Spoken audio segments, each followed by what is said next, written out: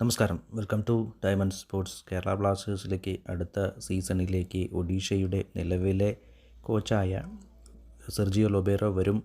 അദ്ദേഹം 3 വർഷത്തേക്കുള്ള verbally contract അംഗീകരിച്ചിട്ടുണ്ട് എന്ന വാർത്ത സോഷ്യൽ മീഡിയയിലും KBFCയുടെ മീഡിയ പാർട്ട്ണറായ മലയാള മനോരമ വാർത്താ സഹിതം പ്രസിദ്ധീകരിച്ചതും എല്ലാം നമ്മൾ കണ്ടു.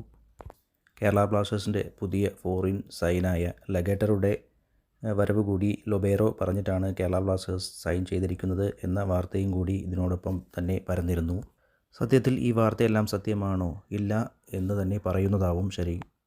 ആരെയും കുറ്റം പറഞ്ഞിട്ട് കാര്യമില്ല. ആരായാലും വിശ്വസിച്ച് പോകും. കാരണം KBFCയുടെ മീഡിയ പാർട്ട്ണറാണ് മലയാള മനോരമ. മലയാള മനോരമ ഇത്തരത്തിൽ ഒരു റിപ്പോർട്ട് ചെയ്താൽ ആരായാലും അത് വിശ്വസിച്ച് പോകും.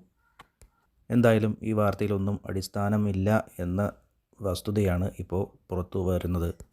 ലൊബേറയുമായി ബ്ലാസ്റ്റേഴ്സ് ഏതെങ്കിലും കരാറിലെത്തിയോ എന്ന ഒരു ആരാധകൻ്റെ ചോദ്യത്തിന് മാർക്കസ് പറഞ്ഞത്, ലൊബേറയ്ക്ക് 1 വർഷത്തെ കൂടി നിലവിൽ ഒഡീഷയുമായി കരാറുണ്ട്.